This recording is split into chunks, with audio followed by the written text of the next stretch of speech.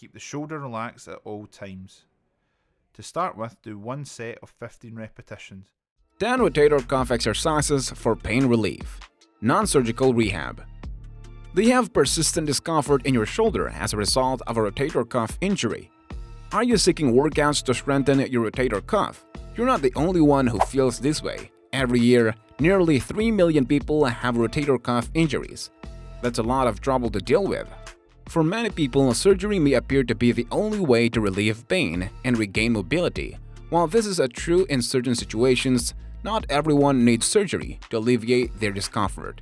In reality, non-surgical rotator cuff therapy might help many of the 3 million shoulder sufferers. Don't just take my word for it. Data reveals that non-operative therapy for rotator cuff injuries has a 75% success rate, even 5 years later. We're going to find out in today's video, where we discuss 10 rotator cuff exercises for pain relief, non-surgical rehab. But before we go on with our video, don't forget to like and subscribe to our channel for new and spicy videos. Now let's get going.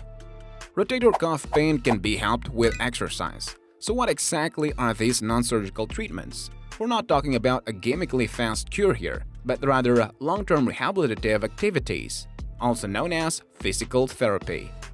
In individuals with rotator cuff problems, physical therapy can help to delay or perhaps eliminate the need for surgery. After just a few weeks of physical therapy, many patients with a partial to full-thickness rotator cuff rupture had a considerable improvement in their mobility and discomfort. 10 rotator cuff exercises for non-surgical rehab. Before doing any of these exercises, consult your own physical therapist or surgeon.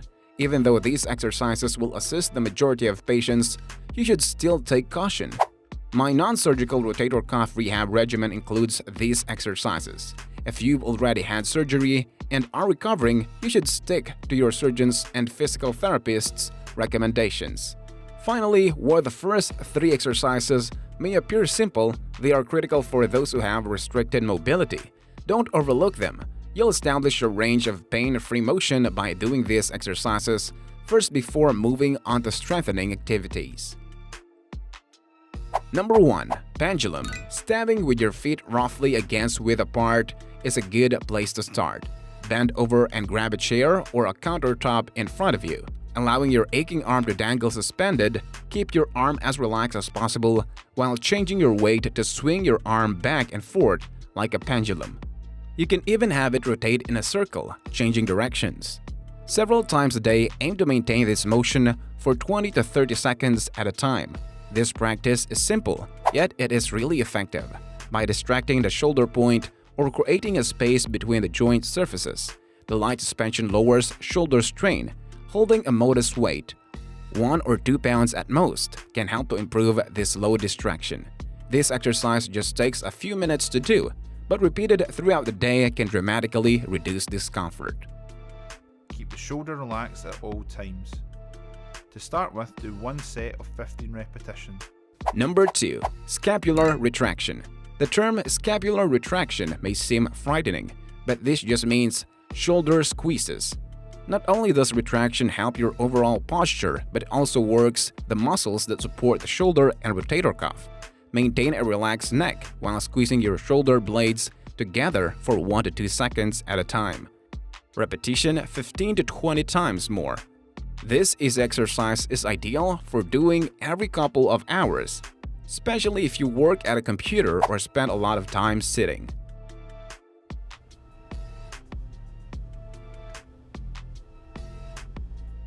Number 3. Assisted range of motion. You'll need a level area and a stick for this activity. Any long stick, such as a broomstick or a golf club, will suffice. My cane is a handcrafted oat cane from Brazos in Waco, Texas, but yours doesn't have to be as elaborate. Lie comfortably on your back with your legs bent. Straighten your arms and extend them toward your knees while holding the stick. Raise your arms slowly into full flexion, arcing them over your body and towards your head. Don't force it if you can't get your arms past your shoulders. Stop when you start feel uncomfortable.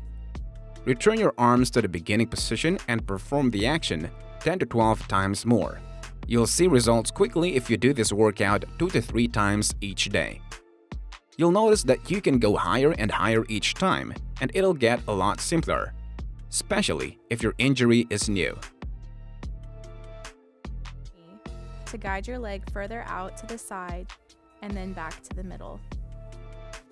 Number 4. Serratus Punch. Because it targets the serratus anterior muscle near your upper ribs, this exercise is termed as Serratus Punch. Raise your arm at 90 degrees while resting your back with your legs comfortably bent.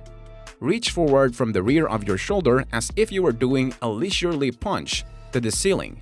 Rep the punch with the back of your shoulder on the floor.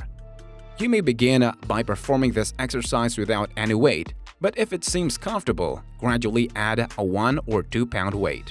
This exercise should be done in 3 sets of 10 to 12 repetitions. It's coming off of the floor. Number 5. Wall Slide. A patient with a rotator cuff injury frequently struggles to extend their damaged arm upward, which makes reaching behind the head or side cabinets difficult. When kids utilize a wall for support, they are frequently amazed at how high they can reach. This supported reach may be used to gently train your shoulder as easy as it sounds. Place your forearms flat on the wall. As you move your arms up the wall, keep your neck relaxed and just go as far as you can without hurting yourself.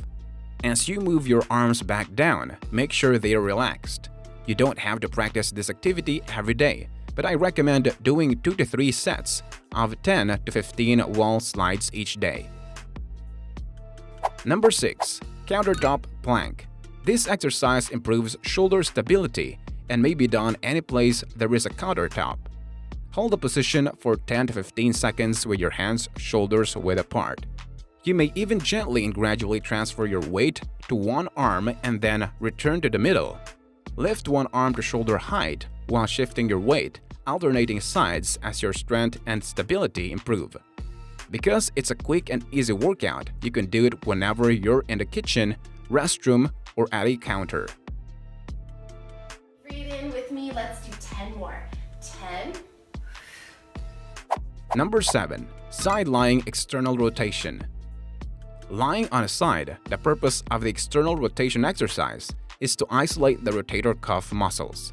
This exercise will engage 3 of your 4 rotator cuff muscles, making it extremely uncomfortable for someone who has a rotator cuff tear. Make sure you're only moving within a pain-free range of motion. Lie down on your side on a level surface. Place a rolled-up cloth beneath your elbow between your arm and your body before you begin. The towel will assist you in avoiding shoulder tension and isolating the muscles that need to be strengthened. Gently rotate your arm as if it were on a rod or dangling on a hinge until your hand reaches the ceiling.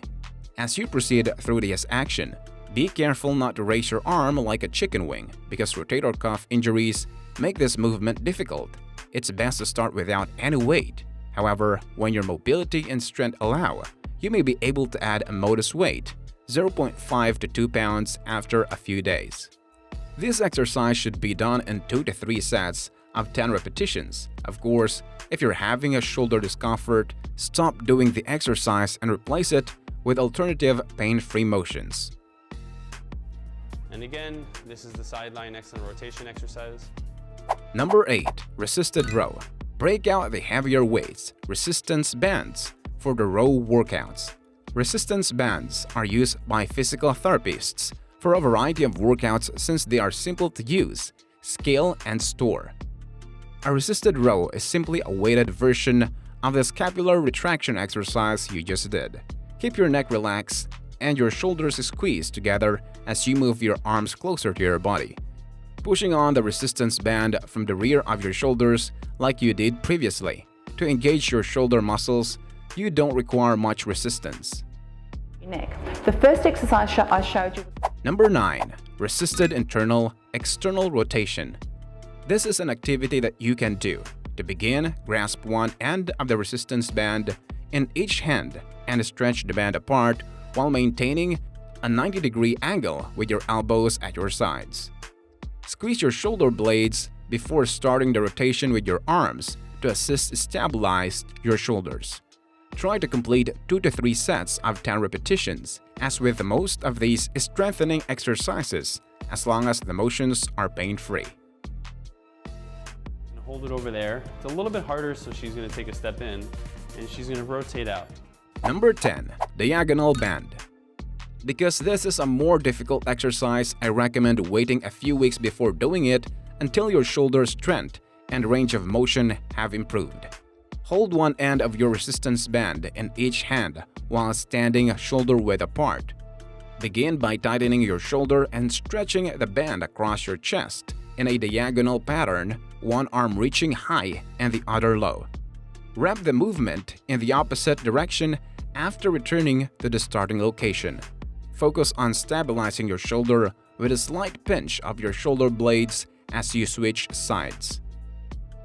If you guys like this video, let us know in the comments below. And don't forget to like, share, and subscribe. And we will see you guys in our next video.